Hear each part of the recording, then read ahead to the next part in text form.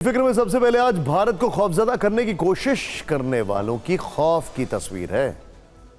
भारत का most wanted और वो आतंकी जिसके ऊपर अमेरिका ने $100 मिलियन का इनाम रखा है, वो आतंकी आज हर मिनट दुआ मांग रहा है। ये दुआ है भारत के कहर से बचने की। हम बात कर रहे हैं पाकिस्तान की फौज के बिल में दुबक के छुप कर बैठे हाफिज सईद की। लश्कर आतंकी हाफिज सईद बहुत डरा हुआ है। लश्कर आतंकी हाफिज सईद को भारत के एक्शन का खौफ है, लेकिन हाफिज सईद को अब अपने गुनाहों की माफी नहीं मिलने वाली है। जैसे कि हाफिज ये मान रहा है कि मुल्क की भलाई के लिए जंग की तमन्ना नहीं करनी चाहिए, तो उसे बात पहलगाम में आतंकी हमला करने से पहले सोचनी चाहिए थी। हाफिज ये मान रहा है कि अगर भारत से जंग शुरू हुई तो जन्नत तलवारों के साए में मिलेगी। तो इस पर हमें लगता है कि हाफिज का अंत तो तय है ही, लेकिन उसे जन्नत नहीं जहन्नुम नसीब होगा और यह शुभ काम जल्द होगा। हाफिज को खौफ है कि वो पीएम मोदी के टारगेट पर है। यह सच खुद उसके बेटे तलहा सईद ने लाहौर की एक रैली में जनता के सामने कबूला है, और यह बात सही है। हाफिज सईद भारत के लिए मोस्ट वांटेड है और आतंक के खात्मे के लिए वो प्राइम टारगेट भी है। उसकी मौत भारत उपमहाद्वीप में आतंक के अंत की शुरुआत होगी।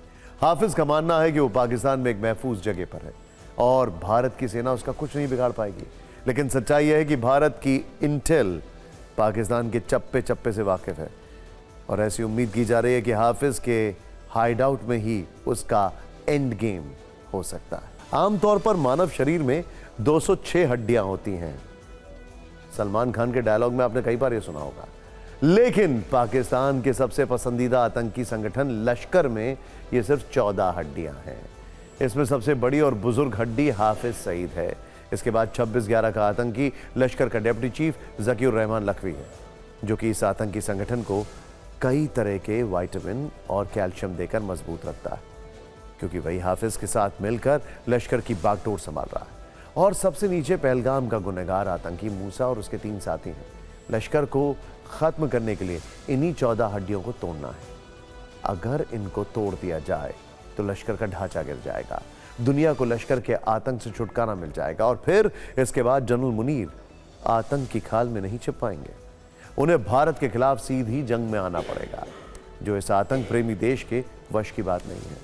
वैसे कुछ ऐसा काम अगर आपको याद हो तो हिजबुल्लाह के साथ इजराइल ने किया था। इजराइल हमारा अच्छा दोस्त है, काफी इंटेल हम शेयर भी करते हैं, समझ गए होंगे आप।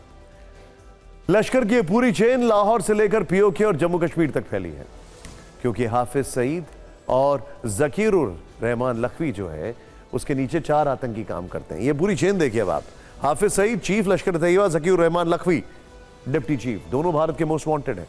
अब जो चेहरे हैं वो नहीं दिखाई दे रहे हैं। सैफुल्लाह खालिद प्रमुख लश्कर राजनीतिक विंग, इसके बाद यूसुफ मुजम्मिल ऑपरेशन चीफ कश्मीर का, आजम चीमा ऑपरेशनल चीफ है, और याया मुजाहिद प्रवक्ता, जो कि छाती पर हाथ मारकर बोलता है कि हमने ये काम किया है। इसके आगे देखिए इनके अंडर की चेन में हाफिज तलहा उप प्रमुख लश्कर की राजनीतिक विंग, अबू अनस इंचार्ज है कश्मीर रीजन का। अब यहां पर इंटरेस्टिंग क्या है, इन दोनों को ज्वाइन करिए। ऑपरेशन चीफ यूसुफ मुजम्मिल और आजम चीमा, इन दोनों के नीचे आता है अबू अनस और Hafiz Talha. To be very honest, Abu Anas जो है वो इन दोनों को रिपोर्ट करता है।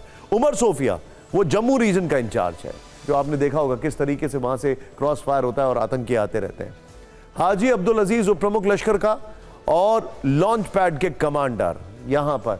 अब इन सब की ट्रेनिंग होती है, इस चेन से ये सब लोग गुजरते हैं और फिर इनको भारत में एंट्री दिलाई जाती है। आगे देखिए इस चेन के बाद अब आपके सामने कौन आता है, मूसा और ये पहलगाम के आतंकी, लॉन्च पैड के कमांडर, और फिर ये देखिए पहलगाम के आतंकी। इंटरेस्टिंग बात क्या है, आपके मन में सवाल होगा ये अभी तक पकड़े गए कि नहीं पकड़े गए, है कि नहीं।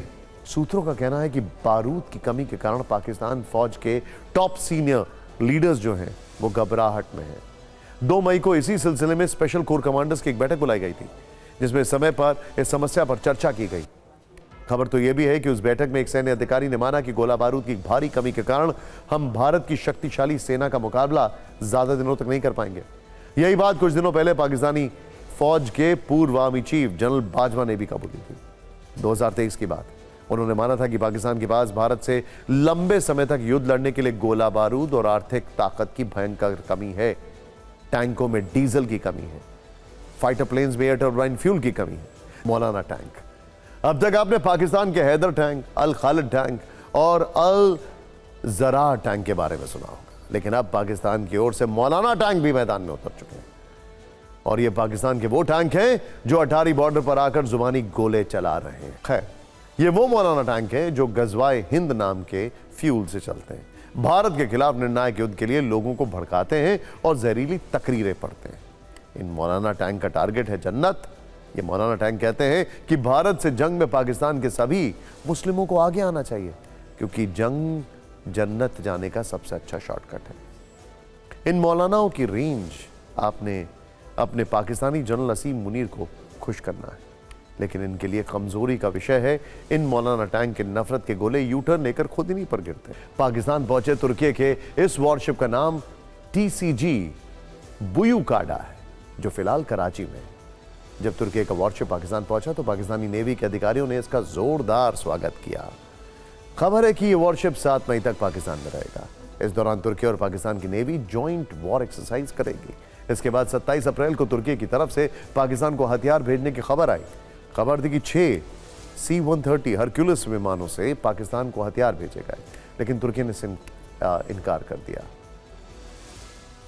इससे पहले पाकिस्तान एयरफोर्स से तुर्की के एयरफोर्स के इंटेलिजेंस लोग भी मिले हैं, उसके वीडियोस भी आ चुके हैं। भारत के डर से जब शहबाज शरीफ ने पहलगाम हमले की जांच कराने की बात कही, तब भी तुर्की ने भारत पाकिस्तान के बीच मध्यस्थता की पेशकश की थी। तनाव के माहौल में तुर्की की खुफिया एजेंसी के प्रमुख और एयरफोर्स कमांडर्स पाकिस्तान का दौरा कर चुके हैं और अब एर्दोगान ने अपना एक वॉरशिप पाकिस्तान भेजा है। पाकिस्तान के समर्थन के पीछे एर्दोगान का एजेंडा एकदम साफ है, लेकिन उनके इस एजेंडे की हवा दुनिया के इस्लामिक देश निकाल रहे हैं। पहलगाम हमले के बाद दुनिया के ज्यादातर इस्लामिक देश भारत के साथ हैं। ज्यादातर देशों ने आतंक के खिलाफ लड़ाई में भारत का समर्थन किया है। तुर्की, अजरबैजान, सीरिया और इराक ने ही पाकिस्तान का समर्थन किया।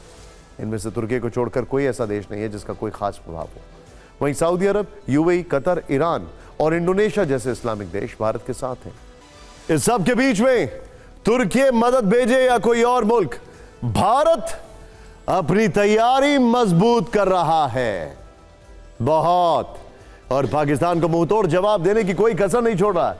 यह समझिए कि शाहबाज सरकार का डर सेंसेक्स की तरह भाग रहा है, लेकिन अब बिना पानी के भी इस्लामाबाद का गला सूखा है। यहां पर पानी वहां के पानी से ज्यादा है। भारत ने पाकिस्तान की सबसे बड़ी वाटर सप्लाई को रोकना शुरू कर दिया है। सिंधु जल समझौते के स्थगित होने के बाद भारत ने चिनाब नदी का पानी रोक दिया है। अब सिंधु और उसकी सहयोगी नदी झेलम का पानी रोकने की भी तैयारी हो रही है। चिनाब नदी का पानी रोकने के लिए बगलियार डैम के जो गेट हैं वो बंद किए गए। अगले कुछ दिनों में झेलम का पानी भी किशनगंगा बांध पर रोकने की योजना है। भारत के इस कदम के बाद चिनाब का बहाव 90% तक कम हुआ है, यानी पाकिस्तानी इलाके में जाने वाली चिनाब सूखने लगी है। अगर झेलम के साथ यह हुआ तो सिंधु नदी का जल संकट पाकिस्तानियों को प्यासा मार देगा। पहलगाम हमले के अगले ही दिन भारत ने पाकिस्तान के साथ सिंधु जल समझौते को निलंबित कर दिया था। 1960 में हुए सिंधु जल समझौते को पाकिस्तान की लाइफलाइन माना जाता है। पाकिस्तान की करीब 21 करोड़ से ज्यादा की आबादी पानी के लिए सिंधु और उसकी 4 सहायक नदियों पर निर्भर है। इसके अलावा 90% जमीन में सिंचाई का पानी सिंधु नदी से मिलता है। पाकिस्तान के बिजली प्रोजेक्ट भी खतरे में। निष्कर्ष यह है कि पाकिस्तान में पानी का फ्लो कितना होगा यह भारत कंट्रोल करने लगा। पाकिस्तान में उस मुसीबत का शुरुआती ट्रेलर दिखने लगा। हमारे संवाददाता अंकित भट्ट की यह ग्राउंड वाटर रिपोर्ट जरूर देखें।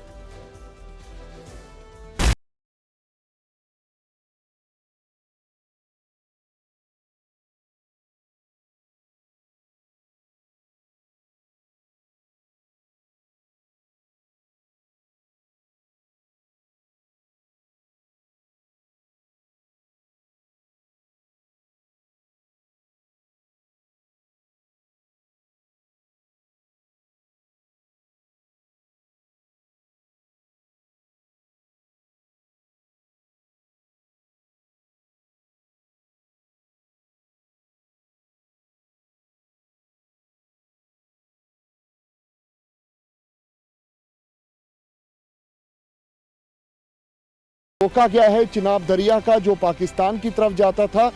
इन सब के बीच हम ग्राउंड तस्वीर आपको दिखा रहे हैं। आइए जल्दी से देखते हैं टॉप 9। आज शाम को डीआरडीओ और इंडियन नेवी ने मिलकर स्वदेशी MIGM यानी मल्टी इन्फ्लुएंस ग्राउंड माइन का सफल परीक्षण किया है। रक्षा मंत्री राजनाथ सिंह ने यह जानकारी देश को दी। उन्होंने बताया कि समंदर की जंग में नया और हाईटेक हथियार भारतीय नौसेना की ताकत को और मारक क्षमता को कई गुना बढ़ा देगा। विजुअल देखिए आप, सीधे ये वॉरशिप छोड़ा देगा। भारत से तनाव के बीच कई विदेशी एयरलाइंस कंपनियों ने पाकिस्तान के एयर स्पेस में अपनी उड़ानें रोक दी हैं। इनमें air France, British Airways, UAE की एमिरेट्स और जर्मनी की लुफ्थांसा जैसी बड़ी एयरलाइन शामिल हैं। इन कंपनियों के फैसले से पाकिस्तान को रेवेन्यू का काफी नुकसान होगा, क्योंकि उसे अपने एयर स्पेस से काफी कमाई होती है। पहलगाम आतंकी हमले को लेकर आज रूसी राष्ट्रपति पुतिन और PM मोदी के बीच में बातचीत हुई है। पुतिन ने आतंकवाद के खिलाफ लड़ाई में भारत को पूरा समर्थन देने का वादा किया है। पुतिन ने इस बात पर भी जोर दिया है कि पहलगाम हमले के दोषियों और उनके समर्थकों को न्याय के कटघरे में लाना चाहिए। पुतिन ने भारत आने के लिए PM मोदी के निमंत्रण को स्वीकार भी कर लिया है। पाकिस्तान से तनाव के बीच आज दिल्ली में रक्षा मंत्री राजनाथ सिंह ने जापान के रक्षा मंत्री जनरल नाकातानी से द्विपक्षीय वार्ता की। पहलगाम हमले के बाद जापान की ओर से मिले भारत को समर्थन पर राजनाथ सिंह ने उनका आभार जताया। इससे पहले कल राजनाथ सिंह ने पाकिस्तान को चेतावनी दी। कहा था कि दुश्मनों को मुंह तोड़ जवाब मिलेगा, देश जैसा चाहता है वैसा होकर रहेगा। और पहलगाम आतंकी हमले मामले में अनंतनाग में पुलिस विभाग में फेरबदल किया गया है। पूरे मामले की जांच के बीच दक्षिण कश्मीर में पहलगाम के SHO समेत 6 पुलिस वालों का तबादला कर दिया गया है। सिंधु जल संधि को लेकर जमीयत उलेमाए हिंद के अध्यक्ष मौलाना अरशद मदनी के बयान का मुस्लिम समुदाय ने विरोध कर दिया। अरशद मदनी ने कहा था कि पानी रोकना देश के लिए ठीक नहीं, क्योंकि नियम प्रेम का होना चाहिए, ना कि नफरत का। इस पर देश के मुस्लिमों और मौलानाओं में काफी नाराजगी है। वो न सिर्फ अरशद मदनी को पाकिस्तान जाने की नसीहत दे रहे हैं, बल्कि उनकी नीयत पर भी सवाल उठा रहे हैं। मुंबई में उनके खिलाफ प्रदर्शन भी हुआ है। मुस्लिम समाज के अलावा नेताओं ने भी उन्हें खूब सुनाया। बीजेपी ने मदनी से माफी की मांग की तो RJD ने ऐसे बयानों से परहेज करने की सलाह दी है।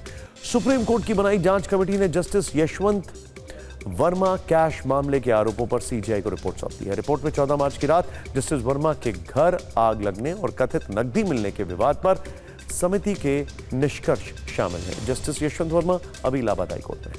वक्फ संशोधन कानून पर सुनवाई 15 मई तक के लिए टल गई है, यानी फिलहाल संशोधित कानून के लागू होने पर अंतिम रोक बनी रहेगी।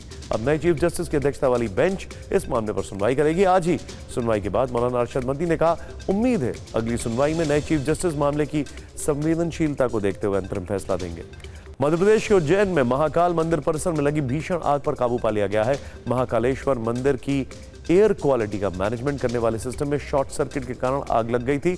इस वजह से कुछ समय के लिए दर्शन रोक दिए गए थे, लेकिन स्थिति काबू में आते ही श्रद्धालुओं को दर्शन की अनुमति दे दी गई है। पहलगाम आतंकी हमले के बाद से सरकार और सेना एक्शन मोड में सबको दिखाई दे रहा है। और पाकिस्तान से युद्ध की आशंका के बीच गृह मंत्रालय ने नागरिकों की सुरक्षा को लेकर बड़ी एडवाइजरी जारी कर रही है।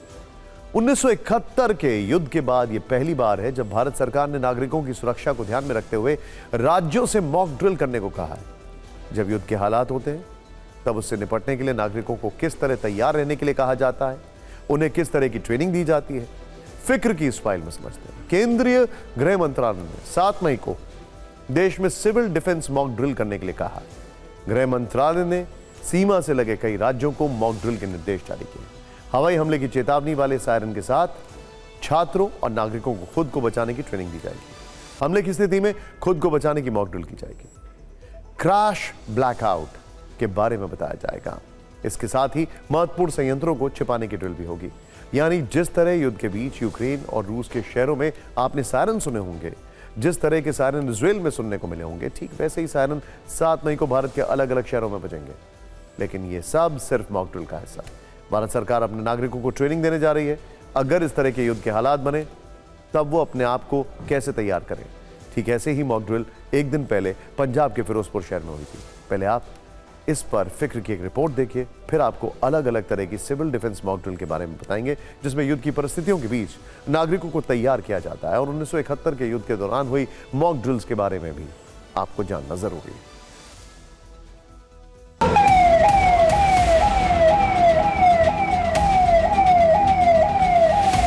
पाकिस्तान से युद्ध की आशंका के बीच पाकिस्तान से लगने वाले बॉर्डर पर कल रात एक बड़ी हलचल हुई।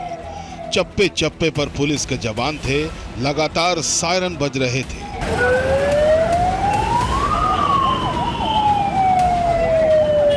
हूटर्स की आवाज सुनाई दे रही थी। रात के अंधेरे में लोगों को रोक रोक कर पूछताछ की जा रही थी। शहर में सायरन की आवाज के बीच एक अजीब सा सन्नाटा पसर गया था। यह है पंजाब का फिरोजपुर शहर। पहलगाम आतंकी हमले के बाद फिरोजपुर कैंट इलाके में ब्लैकआउट की प्रैक्टिस की गई। कैंटोनमेंट बोर्ड और स्टेशन कमांडर के आदेश पर कल रात 9 बजे से 9:30 बजे के बीच ब्लैकआउट की ड्रिल की गई।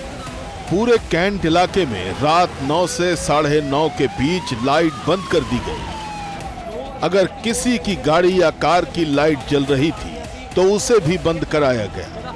बिजली बंद करने के बाद जिन लोगों ने अपने घरों में इन्वर्टर चला लिए थे उन्हें भी बंद करवा दिया गया। चप्पे चप्पे पर पुलिस तैनात थी। युद्ध की परिस्थितियों के बीच फिरोजपुर कैंट इलाके में यह ब्लैकआउट किया गया।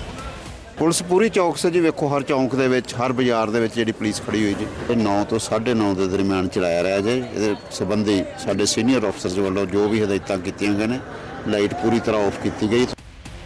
प्रशासन की तरफ से एक लेटर जारी कर पहले ही लोगों को इस ब्लैकआउट ड्रिल के बारे में बता दिया गया था। नागरिकों में कोई पैनिक न हो, पुलिस ने इसकी भी तैयारी कर ली थी। लेकिन ब्लैकआउट मॉक ड्रिल को लेकर जैसे ही खबर फैली, लोगों ने जरूरी सामान और राशन की खरीदारी शुरू कर दी। रात 9 बजते ही पूरे फिरोजपुर कैंट इलाके में अंधेरा छा गया। पाकिस्तान से लगने वाले बॉर्डर पर इस ब्लैकआउट एक्सरसाइज को युद्ध की तैयारी के तौर पर देखा जा रहा है और अब ऐसे ही मॉक ड्रिल 7 मई को देश के अलग अलग राज्यों में देखने को मिलेगी।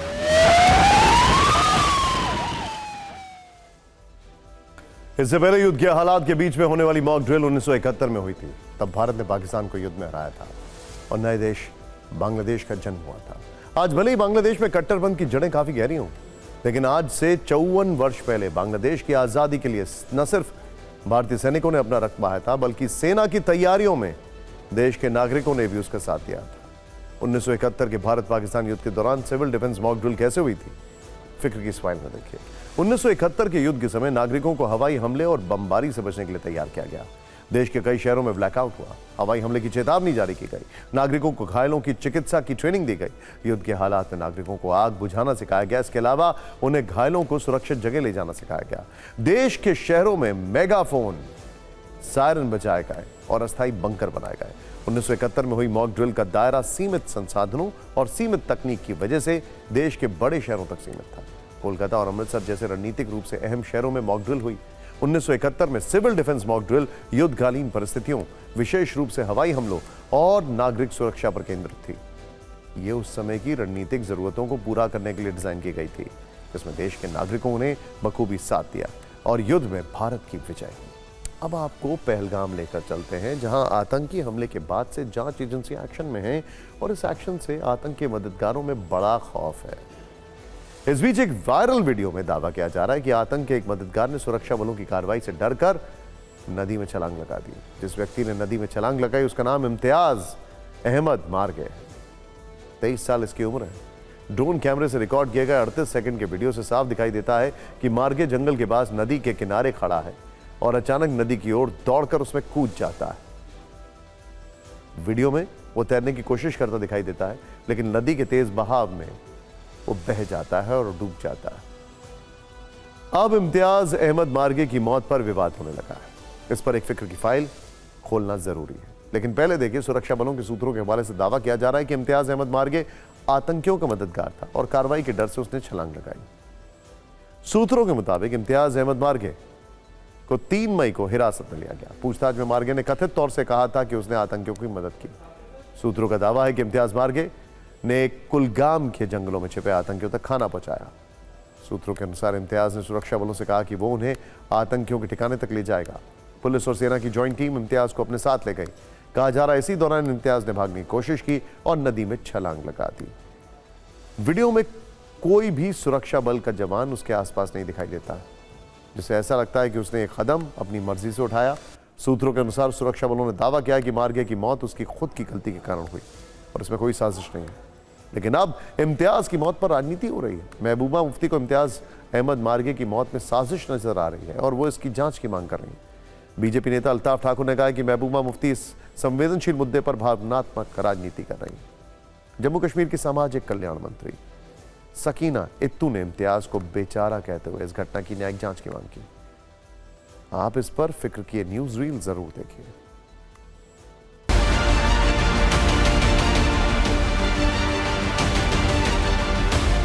आप उनको थानों पे बुलाते हैं, वो आ जाते हैं। मगर अभी इन्हीं दिनों में 2 हादसे हुए। कुलगाम में इम्तियाज मागरे, उसको आर्मी ने बुलाया, अपने साथ लेके गए और उसके बाद कल दरिया में उसकी लाश। तो मुझे ये बताइए, अगर खुद कश्मीरी आपके पास आता है पूछताछ के लिए तो पूछो क्या पूछना है, तो आप उसकी लाश पेश करते हो। कैसे आप ये आपस में दूरियों को क्या ऐसे ही मिटाओगे?